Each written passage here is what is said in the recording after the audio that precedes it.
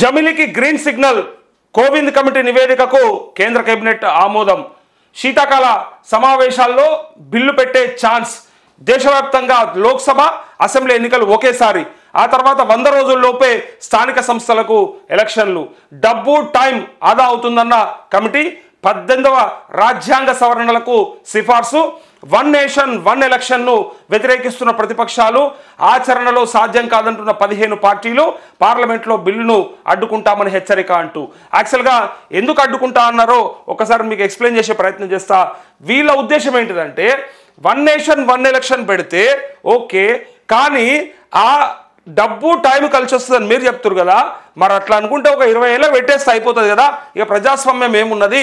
మీరు అట్లా అనుకున్నప్పుడు ఒక 20 ఏళ్ళకి పెట్టేసేయండి. ఇక డబ్బు అట్లే టైం ఏది కూడా ఖరాబ్ కాకుండా ఉంటుంది అని చెప్పి వాళ్ళు చాలా సెటైరికల్గా మాట్లాడారు. కానీ అసలు కారణం ఏంటిదో నేను చెప్తా ఇక్కడ. ఇక 1 నేషన్ 1 ఎలక్షన్ అంటే అసలు అంటే ఏంటిది? ఇగో 1 నేషన్ 1 ఎలక్షన్ అంటే దేశంలోని ఓటర్లందరూ లోక్సభ, అసెంబ్లీ, స్థానిక సంస్థల ఎన్నికల కోసం ఒకేసారి ఓటు హక్కును వినియోగించుకోవడం. కేంద్ర రాష్ట్ర స్థానిక ప్రతినిధులను ఎన్నుకునేందుకు ఒకే టైంలో కాకపోయినా ఒకే ఏడాదిలో ప్రజలు ఓటేస్తారు.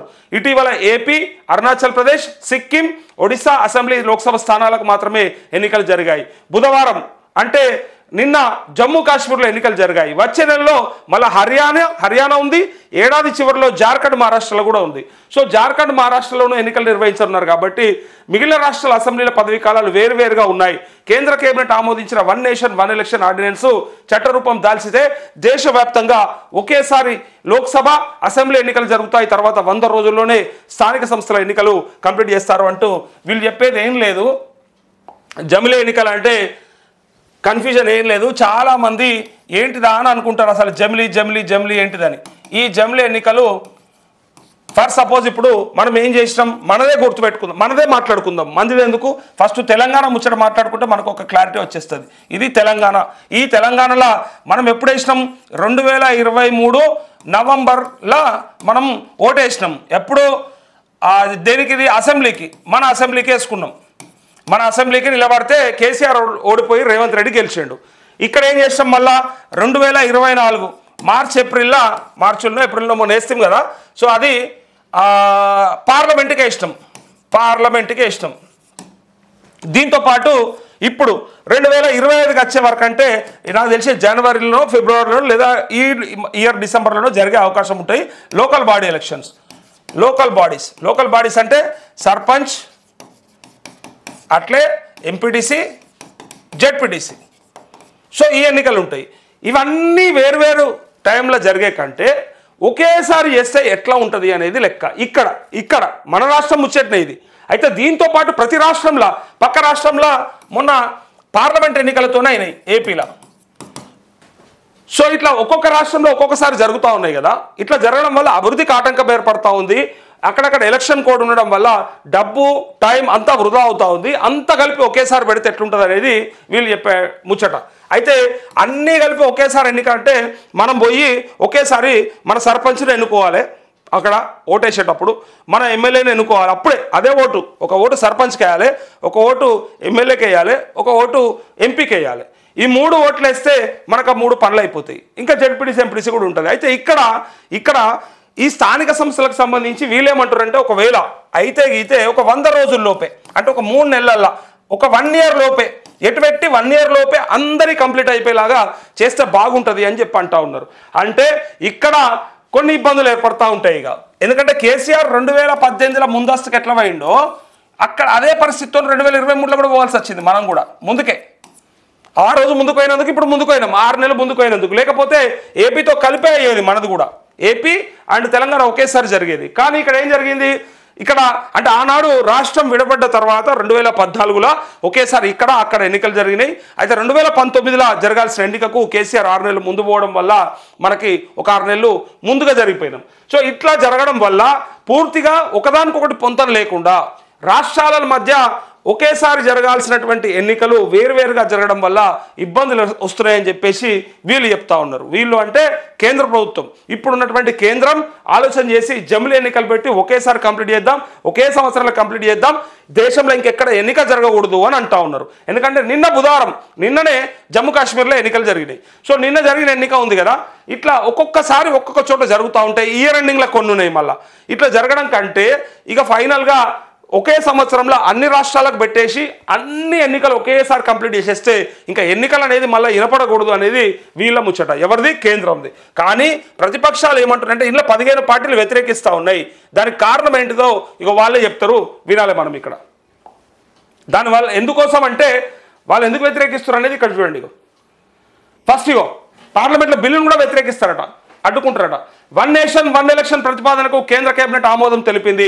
జమిలి ఎన్నికలపై మాజీ రాష్ట్రపతి రామ్నాథ్ కోవింద్ కమిటీ ఇచ్చిన నివేదికను మంత్రివర్గం ఏకగ్రీవంగా ఆమోదించింది. వచ్చే పార్లమెంట్ శీతాకాల సమావేశాల్లో ఈ బిల్లును ప్రవేశపెట్టే అవకాశాలు ఉన్నాయి. ప్రధానమంత్రి నరేంద్ర మోదీ అధ్యక్షతన బుధవారం మంత్రివర్గం భేటీ అయింది. ఈ సందర్భంగా జమిలి ఎన్నికలతో పాటు పలు కీలక అంశాలపై చర్చించినట్టు కేంద్ర మంత్రి అశ్విని వైష్ణవ్ ప్రకటించారు. కాగా రామ్నాథ్ కోవింద్ నేతృత్వంలోని కమిటీ ఇచ్చిన నివేదికకు సుప్రీంకోర్టు మాజీ ప్రధాన న్యాయమూర్తులు, హైకోర్టు జడ్జీలతో సహా 32 రాజకీయ పార్టీల ప్రతినిధులు సమర్థించారు.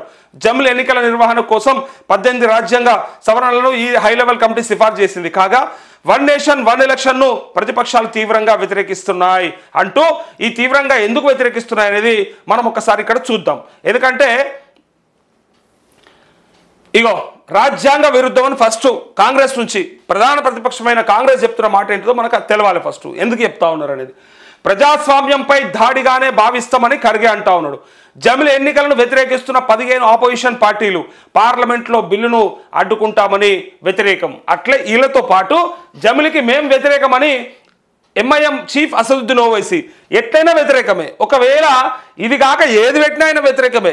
బీజేపీ ఏదైనా తీసుకున్నది అంటే ఆ స్టాండ్కు వ్యతిరేకమే ఉంటుంది. ఈ సన్నాసి చెప్పే ముచ్చట్లు అయితే ఇక్కడ చూడరి. ఈ ఎలక్షన్స్ ప్రధాని మోదీ, అమిత్ షాకే ఉపయోగం. ఇది ఫెడరలిజాన్ని నాశనం చేస్తోంది ఎంఐఎం చీఫ్ అసదుద్దీన్ ఓవైసీ అంటూ ఇది చీప్ పొలిటికల్ స్టంట్ అని ఇంకా వేరే పార్టీకి సంబంధించినటువంటి నాయకులు చెప్తా ఉన్నారు. నిర్వహణ అంత ఈజీ కాదు. నిర్వహణ ఈజీ కాదు. ఇది అసలు ముచ్చట. చాలా కష్టమవుతుంది. ఎందుకంటే మనకంత మ్యాన్ పవర్ కూడా ఉండాలి, అన్ని ఈవీఎంలు కూడా ఉండాలి, రకరకాలు ఉంటాయి దానికి సంబంధించిన. ఇక్కడ చూడండి ఒకసారి, రాజ్యాంగాన్ని చాలాసార్లు సవరించాల్సి ఉంటుంది టీఎంసీ నేత డెరెక్ ఒబ్రైన్ అంటూ ఒకసారి ఇక ఎందుకు వ్యతిరేకమో చెప్తాం. ఎక్కడ ఇష్యూస్ వస్తాయి, ఎందుకోసం వద్దంటా ఉన్నారు అనేది మనకు చాలా ముఖ్యమైన విషయం. అది వాళ్ళు వ్యతిరేకించడానికి కారణం చెప్తున్నాయి. వన్ నేషన్ వన్ ఎలక్షన్ ఆచరణలో సాధ్యం కాదని కాంగ్రెస్ చీఫ్ మల్లికార్జున ఖర్గే అన్నారు. ప్రజల దృష్టిని మళ్లించే ప్రయత్నం జరుగుతుందని మండిపడ్డారు. జమిలి ఎన్నికలను ప్రజలు అంగీకరించారని తెలిపారు. వన్ నేషన్ వన్ ఎలక్షన్ ప్రతిపాదనను కాంగ్రెస్తో సహా 15 ఆపోజిషన్ పార్టీలు వ్యతిరేకిస్తున్నాయి. పార్లమెంట్ శీతాకాల సమావేశంలో బిల్లును అడ్డుకుంటామని పలువురు నేతలు తేల్చి చెప్పారు. జమిలి ఎన్నికల ప్రతిపాదనకు కేంద్ర కేబినెట్ ఆమోదం తెలపడంపై మల్లికార్జున ఖర్గే స్పందించారు. వచ్చే నెలలో జరిగే హర్యానా అసెంబ్లీ ఎన్నికలకు సంబంధించిన మేనిఫెస్టో రిలీజ్ చేస్తూ ఆయన మీడియాతో మాట్లాడారు. వచ్చే నెలలో హర్యానా అసెంబ్లీకి ఎన్నికలు ఉన్నాయి. సో ఇక్కడ ఏ రాష్ట్రంలో అయినా ఎన్నికలు వస్తున్నాయంటే చాలు బీజేపీ ఏదో ఒక అంశాన్ని లేవనెత్తి సమస్యలపై నుంచి ప్రజల దృష్టిని మళ్లిస్తుంది. వన్ నేషన్ వన్ ఎలక్షన్ అనేది రాజ్యాంగ విరుద్ధం, ప్రజాస్వామ్యంపై దాడిగా భావిస్తాం, ఫెడరలిజాన్ని వ్యతిరేకిస్తాం, దేశం దీన్ని అంగీకరించదు అని అన్నారు.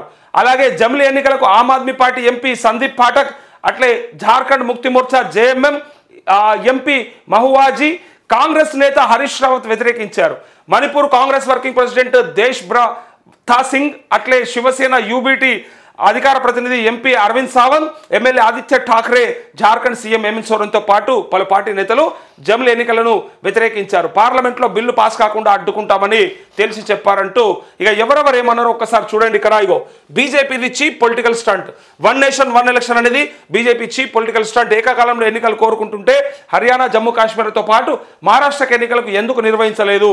3 రాష్ట్రాలకు ఒకేసారి ఎన్నికలు నిర్వహించే సత్తా లేని కేంద్రానికి ఇది అలా అడిగేది. ఒకవేళ మీకు కనుక ఆ సత్తా ఉంటే మరి మహారాష్ట్రకు కూడా ఇప్పుడే కలిపి చేయొచ్చు కదా అని అడుగుతా ఉన్నారు. హర్యానా, జమ్మూ కాశ్మీర్ అవుతా ఉన్నాయి కదా. సో దాంతోపాటు ఇప్పుడు కావాలి కదా. మరి జమ్మూ కాశ్మీర్ నిన్న అయిపోయింది, బుధవారం అవుతా ఉన్నాయి. సో హర్యానా ఈ నెలాఖరున లేదా వచ్చే నెల. సో మహారాష్ట్రకు కూడా ఉన్నాయి కాబట్టి వాళ్ళు కూడా కలిపి ఎందుకు పెట్టరు? ఈ 3 ఎన్నికలు నిర్వహించే సత్తా లేని కేంద్రానికి వన్ నేషన్ వన్ ఎలక్షన్ గురించి మాట్లాడే అర్హత లేదు. నిర్వహణ అంత ఈజీ కాదు. చాలాసార్లు రాజ్యాంగాన్ని సవరించాల్సి ఉంటుంది అని అసెంబ్లీల నిబంధనల గురించి తెలుసుకోవాలని చెప్పి ఆయా అసెంబ్లీలు మరి యాక్సెప్ట్ చేస్తాయనేదే పెద్ద ప్రశ్న. ఇక్కడ చూడండి ఇంకొకటి, ఇండియాలో సాధ్యం కాదు. ప్రజాస్వామ్యయుత దేశమైన ఇండియాలో జమిలి ఎన్నికలు సాధ్యం కావు. అన్ని పార్టీల అభిప్రాయాలు తీసుకోవాల్సిన అవసరం ఉంది. డబ్బులు టైం ఆదా చేద్దామని కేంద్రం అనుకున్నప్పటికీ ఆచరణలో సాధ్యం కాదు. ఆపరేషన్ లోటస్ కుట్రలో ఇదొక భాగం అంటూ అనుకున్నంత ఈజీ కాదు. డబ్బుని టైంని ఆదా చేద్దామని మీరు అనుకుంటారు, కానీ దాని నుంచి ఎన్నో కాన్సిక్వెన్సెస్ వస్తాయని చెప్పి ఎవరు చెప్తారు? D K Shivakumar, Karnataka deputy CM. పెద్ద కుట్ర దాగి ఉందని పినరయి విజయన్ కేరళ సీఎం అంటా ఉండు. ఇండియా ఫెడరలిజం స్ట్రక్చర్ను మరింత జటిలం చేసేందుకు బీజేపీ చేస్తున్న కుట్రే జమిలి ఎన్నికలు. వన్ నేషన్ వన్ ఎలక్షన్కు మేము వ్యతిరేకం. దీని వెనుక పెద్ద కుట్ర దాగి ఉంది. రాష్ట్రాల సర్వాధికారాలు కేంద్రం చేతుల్లోకి వెళ్ళిపోయే ప్రమాదం ఉందంటూ ఇక రాష్ట్రాలు ఇప్పటికే కేంద్రం యొక్క పెత్తనమేంది అని చెప్పి అడుగుతున్నటువంటి సందర్భంలో ఇప్పుడు ఒకవేళ ఇట్లాంటి ఎన్నికలు జరిగితే మొత్తం కేంద్రం చేతుల్లోకి వెళ్ళిపోతుంది. రాష్ట్రాల మీద పెత్తనం కాదుగా కర్ర పెత్తనం మొదలవుతుందని చెప్పేసి భావిస్తూ ఉన్నారు. అందులో కేరళ సీఎం చెప్పేది ఈ ముచ్చట. ఇక దీంతో పాటు ఇక అసదుద్దీన్ ఓవైసీ ఏమంటుండో విందాం. జమిలి ఎన్నికలకు మేము వ్యతిరేకం. వాటితో ప్రధాని మోదీకి కేంద్ర మంత్రి అమిత్ షాకు తప్ప ఎవ్వరికి ఉపయోగం ఉండదు. ఇది బీజేపీ ఆర్ఎస్ఎస్ సిద్ధాంతం. ఫెడరలిజాన్ని నాశనం చేస్తోంది. ఈ అంశంపై మున్సిపల్ స్థానిక సంస్థల ఎన్నికల్లో ప్రచారం చేయాల్సిన అవసరం ఉంది. రాజ్యాంగం ప్రాథమిక నిర్మాణంలో భాగమైన ప్రజాస్వామ్యాన్ని ఇది రాజీ చేస్తుంది. తరచుగా ఎన్నికల ప్రజాస్వామ్య జవాబుదారీతనాన్ని ప్రశ్నిస్తుంది అని మెరుగుపరుస్తుంది అని చెప్పి ప్రతిసారి ఒకవేళ పార్లమెంటు ఎన్నికల్లో ఇచ్చిన హామీలు నెరవేర్చకపోతే అసెంబ్లీ ఎన్నికలకు పోయేటప్పుడు బరాబర్ ప్రశ్నిస్తారు. ప్రజలు అడుగుతారు. ప్రజల్లో ఆ వ్యతిరేకత తెలుస్తుంది. అట్లనే ఒకవేళ అసెంబ్లీ ఎన్నికలలో ఇచ్చిన హామీలు నెరవేర్చకపోతే ఇలా రేవంత్ రెడ్డి రుణమాఫీ అని చెప్పిండు, రైతు భరోసా అని చెప్పిండు, ఇంకా చాలా చెప్పిండు కదా. వాటికి సంబంధించి 6 గ్యారెంటీలు కాలే కదా. ఇలా స్థానిక సంస్థల ఎన్నికలు ఉన్నాయి కాబట్టి అది చేయించుకోవడానికి మనకు ధైర్యం ఉన్నది, హక్కు ఉన్నది, లేదా మన చేతిలో ఓటు ఉన్నది. ఓటు అనేది ఒక ఆయుధం ఉన్నది. ఒకవేళ అది లేకపోతే ఏమవుతుందంటే 5 ఏళ్ల దాకా మళ్ళా గప్చుప్గా నోరు మూసుకొని ఉండాలి. మనం ఒక్కసారి ఓటేసి 5 ఏళ్ల దాకా వాడు ఏది పెడతా దీని లేదా ఏది చేస్తా చూసి సప్పుడే కుక్కోవాలి తప్ప మళ్ళా తిరిగి అడిగే అవకాశం కానీ ఆస్కారం కానీ పరిస్థితి కానీ ఉండదు. ఎక్కడన్నా మనం వ్యతిరేకత చూపిద్దామంటే ఇక చూపెట్టలేము. ఇక ఒక్కసారి ఎన్నికల్లో ఓటేస్తాం, 100 రోజులలో 3 ఓట్లు వేసేస్తాం. ఆ తర్వాత సపరేకం మలసక పండాలి. ఇక మళ్ళీ 5 ఏళ్ళ దాకా వాడు ఇచ్చింది ఇయ్యంది ఏది ఉన్నా మనం అడగద్దిగా మాట్లాడద్దిగా అనేది ఇప్పుడు చెప్తున్న అసదుద్దీన్ ఓవైసీ ముచ్చట. ఇది వాళ్ళు అంటున్నటువంటి మాట. ఇక్కడ ఇంకొకటి చూడండి,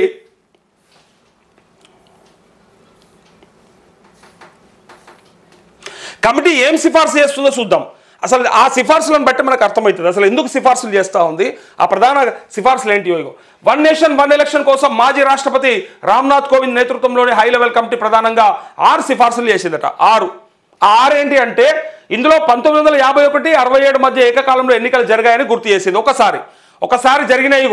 1951, 67 మధ్య ఏకకాలంలో ఎన్నికలు జరిగాయని గుర్తు చేస్తూ ఇప్పుడు 99లో జరిగిన 179వ రిపోర్ట్లో లా కమిషన్ 5 ఏళ్లలో లోక్సభ అన్ని రాష్ట్రాల అసెంబ్లీలకు ఒకేసారి ఎన్నికలు నిర్వహించాలని సూచించినట్లు తెలిపింది. 1999లో 179 రిపోర్ట్ల లా కమిషన్ చెప్పిందట ఒకేసారి ఎన్నికలు నిర్వహించవచ్చు అని సూచించిందట.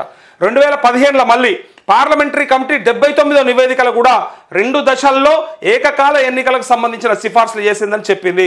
ప్రస్తుతం ఈ హై లెవెల్ కమిటీ రాజకీయ పార్టీలు, భాగస్వాములు, నిపుణులు, మేధావులతో చర్చించి ఏకకాల ఎన్నికలకు మొగ్గు చూపినట్లు వెల్లడించింది. నివేదిక ఆన్లైన్లో అందుబాటులో ఉందని, దేశంలో ఏకకాల ఎన్నికలకు విస్తృతమైన మద్దతు ఉందని వివరించిందంటూ చాలా మద్దతు ఉందట.